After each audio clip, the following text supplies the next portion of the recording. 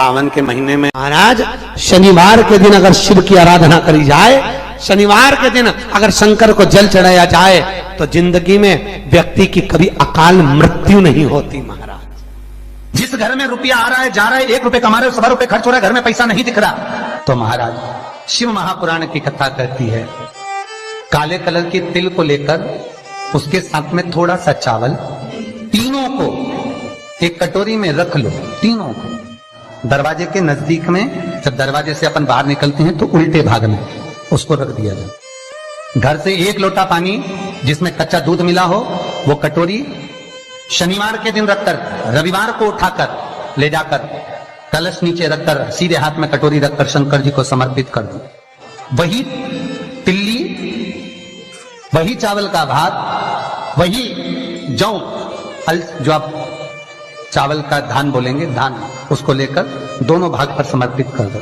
आते समय वो दोनों भाग पर चढ़ी हुई तीनों चीजें उठाकर लेकर आ जाइए। दुकान में, व्यापार में, व्यवसाय वाली जगह पर उसको रख दीजिए।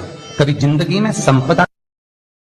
पत्ते की जो माला होती है, ये माला कार्य की सिद्धि के लिए होती है। एक एक आंकड़े के पत्ते पर सीताराम लिखा जाता है, मात्र एक पत्ता ऐसा होता है जिस पत्ते पर सीताराम नहीं लिखा जाता। 108 पत्ते में से एक पत्ता, बस उस पत्ते को हथेली में रखकर उल्टा हाथ आपको रखना है और अपनी कामना कर कर उस पत्ते को बांध देना है। ये जरूरी नहीं है कि 25 के बाद बांधो, 50 के बाद बांधो या 100 के बाद बांधो, आपकी मर्जी पर है। उस खाली पत्ते को कहीं पर भी बांध दीजिए और उस माला को अपनी कामना कर कर श्री हनुमान जी महाराज को समर्पित कर दीजिए। महाराज इसके लिए कोई तिथि, कोई दिन, कोई वार निश्चित नहीं है। बस ये माला जब हनुमान जी को चढ़ जाए तब एक घी का और एक तेल का दिया हनुमान जी के सम्मुख में लंबी बाती का लगा देना महाराज, और अपनी कामना कर कर आप आ जाइए। आपकी वो कामना 2.5 महीना या 3 महीना, इससे ज्यादा नहीं जाएगा, वो कामना बाबा पूरी करेगा, क्योंकि शिव और हनुमान ये सब एक ही स्वरूप है। 4 दिन से ये नस दब गई है या ये कमर दब रही है तो आप 2-4 दिन कर कर देखो। कलश के अंदर जल, जल में इत्र का थोड़ा सा भाग, पीपल की जड़ के नीचे आप उसका सींचन करिए पिपलेश्वर महादेव के नाम से। काशी में जो शिव जी की स्थापना कौन ने करी? काशी में जो शंकर भगवान बैठे उनकी स्थापना करी थी शनि महाराज। किसने करी थी? शनि महाराज ने, क्योंकि भगवान शनि महाराज को उनकी माता के द्वारा श्रापित हो गए और शनि महाराज कांपने लगे। शनि महाराज कांपते कांपते, मैं जाऊं तो जाऊं कहां, करूं तो करूं क्या।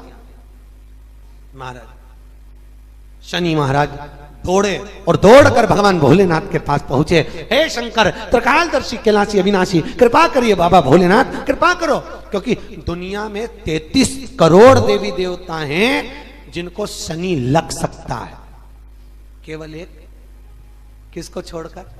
शिव को छोड़कर। राम जी को शनि लगा तो 14 वर्ष वनवास चले गए, कृष्ण को शनि लगा तो मथुरा छोड़कर द्वारका चले गए। शनि लगा, हनुमान जी को शनि लगा तो गुफा में बैठकर राम राम जपना पड़ा। शनि सबको लगता है, केवल शनि नहीं लगता तो एक मेरे महादेव को, मेरे भोले बाबा को नहीं लगता। शंकर के पास में शनि आकर, शनि ने आकर कहा, भोलेनाथ कृपा करिए बाबा, मैं बड़ा कष्ट में हूं, मैं करूं क्या? बाबा भोलेनाथ ने कहा, जा गंगा जी के तट पर काशी में जाकर एक शिवलिंग की स्थापना कर, उसकी आराधना कर और तेरा शरीर ठीक हो जाएगा, कष्ट नहीं भोगेगा। शनि महाराज ने काशी में जाकर शिव जी की स्थापना करी। आज भी नियम है, जिसको शनि लग जाता है एक काजल की डिब्बी ले लो और काजल की डिब्बी को 21 बार उतार कर उसको एकांत में जाकर, जंगल आदि में एकांत में किसी पेड़ के नीचे इतना सा खड्डा खोद कर उसमें काजल की डिब्बी को डाल दो और मिट्टी से पूर दो, उस व्यक्ति का शनि समाप्त हो जाता है। काशी विश्वनाथ का नाम लेकर काजल की डिब्बी को 21 बार उतार कर अगर काशी विश्वनाथ का नाम लेकर शनि वाले व्यक्ति को अगर पेड़ के नीचे दबा दे, शनि समाप्त, शनि उसको परेशान नहीं कर सकता। सुबह 4 बजे से लेकर 7 बजे तक पीपल के वृक्ष में भगवान ब्रह्मा का वासा होता है। 7 बजे से लेकर पीपल के वृक्ष में 10 बजे तक भगवान विष्णु का वासा होता है। 10 बजे से लेकर 11:30 बजे तक पीपल के वृक्ष में पितरों का वास प्रारंभ होता है। 11:30 के बाद में पीपल के वृक्ष में आहूतों का वासा होता है। आहूत जानते हो, जो बच्चे गर्भ में शांत हो जाते हैं, 6 महीने के बाद शांत हो जाते हैं और कुंवारी अवस्था में मर जाते हैं, उनको आहूत कहा जाता है। फिर पीपल के वृक्ष में वासुकों का वासा चालू हो जाता है। यज्ञ पुराण का संवाद है। वासुकों का वासा के बाद में शाम को 4 बजे से 7 बजे तक पीपल के वृक्ष में भगवान शंकर का वासा चालू हो जाता है। 7 बजे के बाद में पीपल के वृक्ष में रात्रि को 8 बजे से 9:30 बजे तक पीपल के वृक्ष में कुबेर का वासा होता है। इसलिए दीप को 9 बजे जो पीपल के पेड़ के नीचे घी का और एक तेल का दिया लगा देता है, उसके यहाँ कभी आज शनिवार का दिन है, जिस दिन अपन इस दरिद्रता से मिलने के लिए पीपल के पेड़ के नीचे आए हैं। हिंदू धर्म में ये दिन पीपल के वृक्ष के लिए पूजनीय होगा। जो भी शनिवार के दिन पीपल के वृक्ष की पूजन करेगा, दूध चढ़ाएगा या मिष्ठान का भोग लगाएगा, लक्ष्मी और नारायण उसके घर में प्रवेश कर जाएगा। लक्ष्मी और नारायण उसके घर में प्रवेश कर। लक्ष्मी जी बोली, नारायण आपने तो एक दिन का वार लिख दिया। शंकर जी ने 7 वार बनाए हैं, रविवार, सोमवार, मंगल, बुध, गुरु, शुक्र और शनि। ये शिव जी ने बनाए। अब एक दिन आपने अपना बना लिया, बाकी के दिन अगर कोई इस पीपल के वृक्ष के नीचे आएगा और यहां तो दरिद्रता बैठी है, तो उसका क्या होगा? भगवान नारायण बोले, सुन दरिद्रता, तेरे से एक विनती है, अगर कोई भी मनुष्य इस पीपल के पेड़ के नीचे अगर 7 दिन में आता है और उसके हाथ में अगर कोई सामग्री होती है, तो तू उसके घर में प्रवेश नहीं करेगी। नियम में पीपल के वृक्ष का या तो पानी का लोटा लेकर जाओ, कुंकू का चोपड़ा लेकर जाओ, शक्कर लेकर जाओ, या पेड़ के नीचे चींटी को डालने के लिए आटा ले जाओ, पर खाली हाथ पीपल के वृक्ष के नीचे कभी मत जाओ, कभी नहीं जाओ। खाली हाथ जाओगे तो दरिद्रता तुम्हारे घर में प्रवेश करेगी। दरिद्रता उठकर खड़ी होकर बोली, नारायण तुमने अपनी मनमानी करी है, एक दिन मुझे भी मेरा चाहिए। भगवान ने कहा, बोल कौन सा दिन चाहिए? दरिद्रता कहती है, रविवार के दिन इस पीपल के वृक्ष के नीचे मैं दिन भर नृत्य करूं, इसमें रहूं, और जो यहां आए रविवार को मैं उसके घर में प्रवेश करूं। भगवान ने कहा, ठीक है।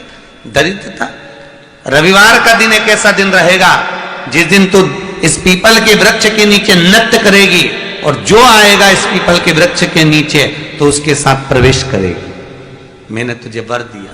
इसलिए हमारे यहाँ केवल पीपल का वृक्ष अगर दीवार में भी लग जाता है ना, किसी की फैक्ट्री की दीवार में, किसी के घर की दीवार में पीपल का वृक्ष अगर लग जाता है, पीपल का पौधा लग जाता है, उसको कितना भी तोड़ लो वो वापस लग जाएगा। फिर तोड़ोगे फिर लग जाएगा।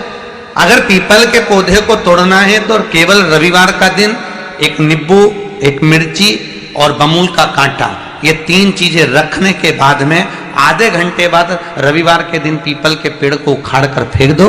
दूसरी बार कभी पीपल दीवार में लगता ही नहीं, कभी नहीं लग सकता। केवल एक रविवार का, केवल एक संडे, इतवार का। घर में दीवारों पर अगर पीपल लग भी गया है, इसलिए पीपल के वृक्ष को उखाड़ने का, अगर घर में पीपल लगा हुआ है या पीपल का पौधा हमारे घर में लग गया, उसको उतारना, निकालना, लगाना, तो पीपल के वृक्ष को अगर निकाला जाता है तो रविवार के दिन, और अगर पीपल के वृक्ष को कहीं लगाया जाता है तो सोमवार के दिन या मंगलवार के दिन, बुधवार के दिन, इन दिनों में लगा सकते पीपल के वृक्ष कहीं लगाना। शनिवार का दिन एक ऐसा दिन होता है जिस दिन पीपल के वृक्ष को कहीं जाकर लगाया नहीं जाता, क्योंकि शनिवार के दिन पीपल के वृक्ष के नीचे लक्ष्मी रहती है। हम अपने हाथों से अगर पीपल का वृक्ष किसी दूसरी जगह पर शनिवार को रोपित करते हैं तो हमारे घर की लक्ष्मी अपने घर से छिन्न होकर चली जाती है। इसलिए शनिवार के दिन पीपल लगाया नहीं जाता, किसी के घर जाकर उसको वापस पलटा नहीं जाता। लग गया उसको डर। प्रभु मैं धर्म पत्नी को कहाँ रखूं आप बताओ? वो तो जहां यज्ञ होता है, अनुष्ठान होता है, दान होता है, पुण्य होता है, सत्कर्म होता है, वहां जाने को तैयार नहीं। अब करूं क्या? भगवान ने बोला, एक काम करो। दुर्वासा जी बोले, जिसके यहां रात्रि में बर्तन झूठे पड़े रहते हो, उसके घर में इस दरिद्रता को लेकर तुम प्रवेश कर जाना। जिसके यहां रात्रि में बर्तन झूठे पड़े हो, वहां लेकर प्रवेश कर जाओ। दूसरी जगह दुर्वासा जी बोले, जो स्त्री घर में दोपहर के समय पर सो रही हो, उसके घर में इसको लेकर प्रवेश कर जाइए। जो स्त्री दोपहर के समय में घर पर सो रही हो, इस दरिद्रता को लेकर प्रवेश कर जाइए। तीसरा, जिसके यहां पर दरवाजे पर कांटे वाले पौधे लगे हों, उस घर में इस दरिद्रता को लेकर प्रवेश कर जाइए। दरिद्रता, कितनी सुंदर बात कही है। दाता और विधाता, कौन कौन? दाता और विधाता। लक्ष्मी और दरिद्रता के सगे भाई हैं। कौन कौन? दाता और विधाता। दाता को कौन कौन? दाता और विधाता। दाता को फिटकरी प्रिय है, विधाता को नमक प्रिय है। ये दोनों हमेशा लक्ष्मी को और दरिद्रता को दोनों को समझाते थे, दोनों में प्रेम बढ़ाते थे। आज भी हिंदू धर्म की रीति है, यहां तो ठीक